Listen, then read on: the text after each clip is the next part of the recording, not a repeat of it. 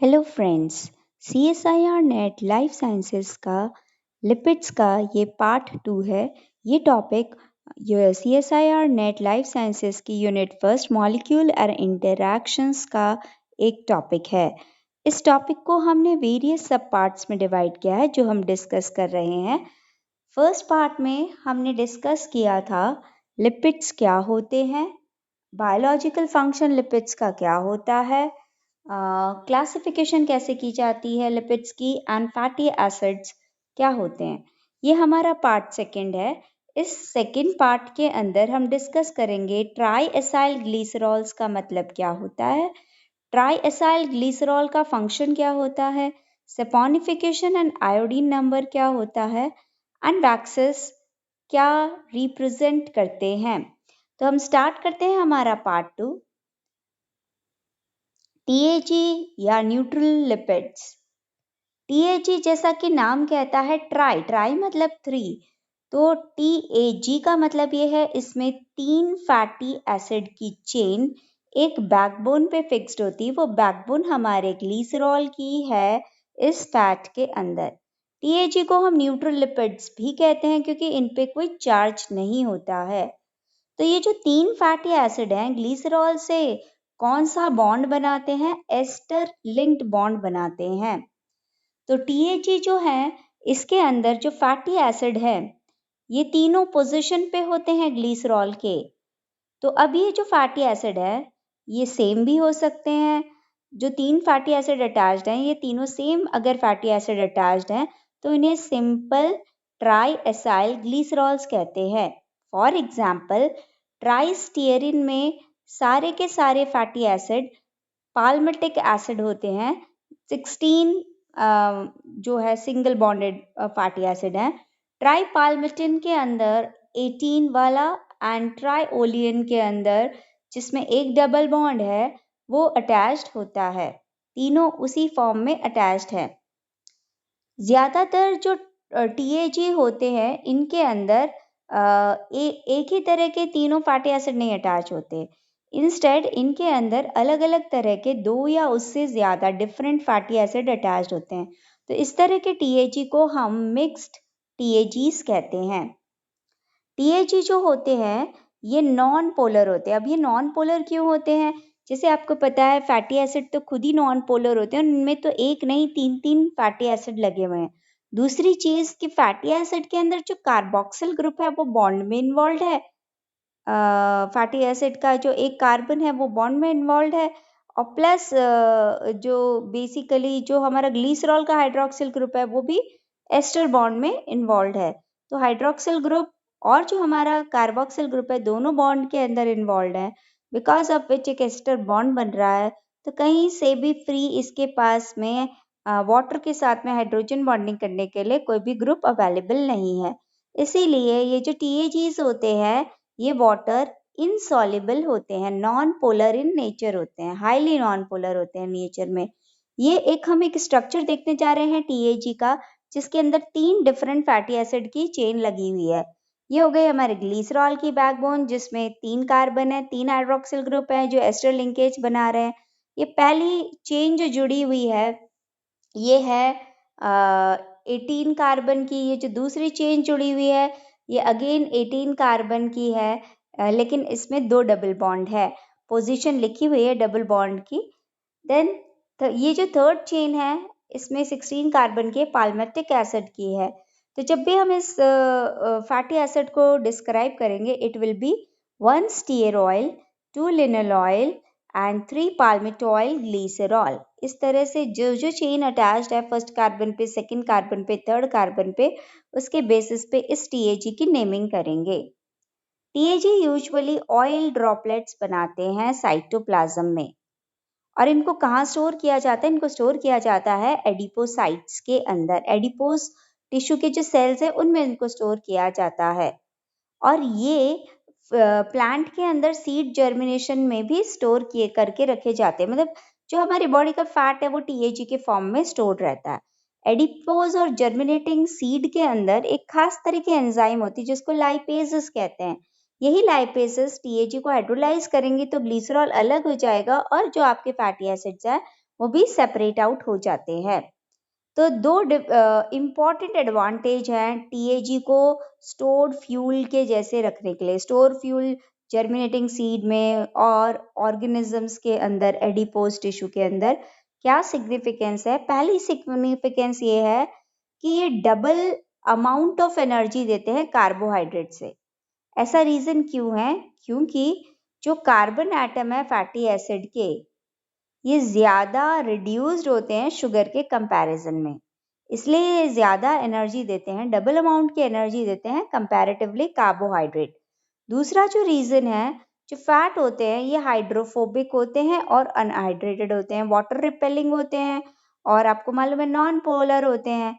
तो इनको क्या है कि एक्स्ट्रा वेट नहीं चाहिए डिसॉल्व होने के लिए, वाटर डिसॉल्वेशन, तो इसीलिए भी ये एक अच्छे फ्यूल के जैसे काम करते हैं। हमारी बॉडी का वाटर ये यूटिलाइज नहीं करते हैं। फंक्शन हम देख लेते हैं। ट्राइएसाइल ग्लिसरॉल के क्या क्या फंक्शन है? स्किन के नीचे स्टोर होता है, तो जैसे हमारे एब्डोमेन में, मेमोरी ग्लैंड में इसकी स्टोरेज साइट होती है। दूसरा, ये एडिपोसाइट में स्टोर होता है, एनर्जी की नीड फुलफिल करता है। तीसरा, ये स्किन के नीचे इंसुलेशन का भी काम करता है, जैसे कि आपको मालूम है सील है, वॉलरस है, ये मैमल्स हैं, पेंगुइन है, पोलर एनिमल है, इनके स्किन के नीचे ये TAG as a insulator function करता है। हाइबरनेटिंग एनिमल में भी ये दो काम करते हैं, इंसुलेशन तो करते ही हैं और फिर जब वो हाइबरनेट करने चाहते हैं तो उनमें ये एनर्जी का एक इम्पॉर्टेंट सोर्स होता है। और जो लो डेंसिटी TAG होते हैं, ये स्पर्म वेल्स में बायोंसी में भी हेल्प करते हैं, क्योंकि इनकी डेंसिटी बहुत कम होती है, तो स्पर्म वेल जो फ्लोट कर पाती है वो because of low density TAG की वजह से कर पाती है। अब यहाँ पे एक इम्पॉर्टेंट कंसेप्ट हम देखने जा रहे हैं, that is saponification number and iodine number. तो पहले हम देख लेते हैं ये सपोनिफिकेशन नंबर क्या होता है। तो इसको समझने के लिए हमें पता होना चाहिए कि सोप कैसे बनते हैं। सोप आप लोगों ने 10th स्टैंडर्ड में पढ़े होंगे। तो जब भी आप TAG को हाइड्रोलाइज करते हो एल्कली के साथ में, एक्सपेरिमेंट भी किया हुआ है लैब में, कोई भी आप ऑयल लो या घी लो, इस तरह की चीजें लेकर के जब आप उसका एल्कली के साथ में, चाहे वो सोडियम हाइड्रोक्साइड हो या पोटेशियम हाइड्रोक्साइड हो, तो क्या होता है? सपोनिफिकेशन होता है, क्योंकि उसमें सोडियम सॉल्ट या पोटेशियम सॉल्ट बन जाता है फ्री फैटी एसिड का, जिसको हम बेसिकली सोप कहते हैं, और साथ में ग्लिसरॉल लिबरेट हो जाती है। जब हम 10th क्लास में थे तो इस तरह के हम एक्सपेरिमेंट करते थे लैबोरेटरीज के अंदर। तो अब जितने मिलीग्राम आपको KOH या सोडियम हाइड्रोक्साइड की रिक्वायरमेंट पड़ी 1 ग्राम TAG को सेपोनिफाई करने में, उसे ही हम सेपोनिफिकेशन नंबर कहते हैं। मतलब कितने मिलीग्राम आपका KOH रिक्वायर्ड हुआ 1 ग्राम TAG को सेपोनिफाई करने में, सोप बनाने में, उसे हम उसका सेपोनिफिकेशन नंबर कहते हैं। अब ये नंबर किस काम का है? इस नंबर का जो इम्पोर्टेंट फंक्शन है, ये फैट का मॉलिक्यूलर वेट बता सकता है। आपका जो पर्टिकुलर फैट है, जैसे आपने बटर लिया या घी लिया या ऑयल लिया, उसका आप एवरेज मॉलिक्यूलर वेट इस सेपोनिफिकेशन नंबर से कैलकुलेट कर सकते हो। दूसरा आता है आयोडीन नंबर। आयोडीन नंबर भी सेपोनिफिकेशन नंबर जैसा ही है। इसमें कितने ग्राम आयोडीन आपको ऐड करना पड़ेगा 100 ग्राम। देखो वहां पे 1 ग्राम था, यहाँ पे 100 ग्राम है, तो 100 ग्राम सैंपल में आप कितना आयोडीन ऐड करोगे, है ना, फैट या ऑयल के अंदर, तो उसे हम आयोडीन नंबर कहते हैं। और इससे आपको क्या पता चलता है? इससे आपको पता चलता है कितने डबल बॉन्ड प्रेजेंट थे आपके फैट के अंदर। तो ये दो इंपॉर्टेंट नंबर्स है। नाउ हम नेक्स्ट पार्ट पे आते हैं, जो हमारे वैक्सेस। वैक्सेस का मतलब क्या होता है? वैक्सेस भी एस्टर होते हैं फैटी एसिड के, लेकिन यहाँ ग्लिसरॉल नहीं होती है। ग्लिसरॉल तो हमारे 3 कार्बन वाली, यहाँ एक लॉन्ग चेन, मतलब बहुत सारे कार्बन वाली एक हैवी सी अल्कोहल और एक फैटी एसिड, दो के बीच में, एक अल्कोहल और फैटी एसिड के बीच में जो एस्टर बॉन्ड बना होता है, इसको हम वैक्सेस कहते हैं। तो ये वैक्सेस को कैसे बनते हैं? जैसे मैंने बताया, फैटी एसिड की लॉन्ग चेन वो सैचुरेटेड भी हो सकती है, अनसैचुरेटेड भी हो सकती है, लेकिन जो हमारी अल्कोहल है ये मोनोहाइड्रोक्सी है। जो हमारा ग्लिसरॉल था वो ट्राईहाइड्रोक्सी था। तो मोनोहाइड्रोक्सी में कितने कार्बन होने चाहिए? 14 कार्बन से लेकर 36 कार्बन वाली अल्कोहल जब रिएक्ट करती है एक लॉन्ग चेन फैटी एसिड के साथ में, तो वैक्सेस बनाती है।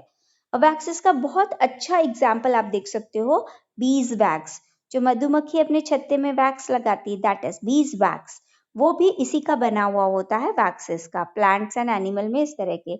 अब यहाँ आपको दो कलर दिख रहे हैं, येलो एंड ये रेड। तो जो रेड वाला जो पोर्शन है ये रिप्रेजेंट करता है आपका ट्राई एकोनिटॉल, है ना, और ये पाल्मेटिक एसिड है। तो ये आपकी तो अल्कोहल है जो रेड वाले पोर्शन से रिप्रेजेंटेड है, और येलो वाले पोर्शन से आपका जो क्या कहते हैं फैटी एसिड एसोसिएटेड है।